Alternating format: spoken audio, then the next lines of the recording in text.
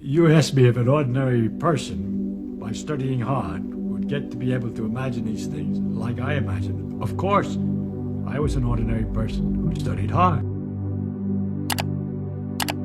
There's no miracle people. It just happens they got interested in this thing, and they learned all this stuff. They're just people. There's no talent, a special miracle ability to understand quantum mechanics or a miracle ability to imagine electromagnetic fields that comes without practice and reading and learning and study. So if you say you take an ordinary person who's willing to devote a great deal of time and study and work and thinking and mathematics and time, then he's become a scientist. The great difference in what goes on in the head when people think they're doing the same thing. And so it struck me, therefore, if that's already true at the most elementary level, that when we learn the mathematics and the Bessel functions and the exponentials and the electric fields and all these things, that the imageries and method by which we're storing it all and the way we think about it could be really, if we could get into each other's heads, entirely different. And in fact, why somebody sometimes has a great deal of difficulty understanding a point which you see as obvious, and vice versa, it may be because it's a little hard to translate what you just said into his particular framework and so on. Now I'm talking like a psychologist, and you know I know nothing about this. Suppose that little things behaved very differently than anything that was big. Anything that you're familiar with, because you see, as the animal evolves and so on, as its brain evolves, it gets used to handling, and the brain is designed for ordinary circumstances. But if the gut particles and the deep inner workings were by some other rules and some other character, they behaved differently, they were very different than anything on a large scale, then there would be some kind of difficulty in understanding and imagining reality. And that difficulty we are in. The behavior of things on a small scale is so fantastic. It's so wonderfully different, so marvelously different than anything that behaves on a large scale.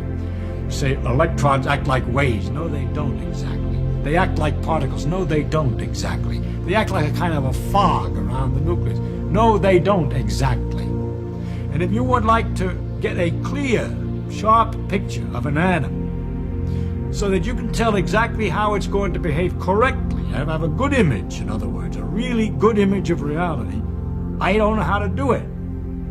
Because that image has to be mathematical. We have a mathematical expression, strange as mathematics, I don't understand how it is, but we can write mathematical expressions and calculate what the thing is going to do without actually being able to picture it. It would be something like a computer that you put certain numbers in and you have the formula for it, what time the car will arrive at different destinations, and the thing does the arithmetic to figure out what time the car arrives at the different destinations, but cannot picture the car. It's just doing the arithmetic. So we know how to do the arithmetic, but we cannot picture the car. No, it's not 100%, because for certain approximate situations, a certain kind of approximate picture works. That is simply a fog around the nucleus that when you squeeze it, it repels you. Is very good for understanding the stiffness of material. That it's a wave which does this and that is very good for some other phenomenon. All right? So when you're working with certain particular aspects of the behavior of atoms, for instance, when I was talking about temperature and so forth, that they're just little balls is good enough, and it gives a very nice picture of temperature. Is it possible then to develop a familiarity with those things that are not familiar on hand by study, by learning about the properties of atoms and quantum mechanics, by practicing with the equations until it becomes a kind of second nature, just like it's second nature to know that if two balls came toward each other, they'd smash into bits. You don't say the two balls, when they come toward each other, turn blue. You know what they do. So the question is whether you could get to know what things do without better than we do today. You know, as the generations develop, will they invent ways of teaching and ways so that the new people will learn tricky ways of looking at things and be so trained, so well trained, that they won't have our troubles with the atom picture.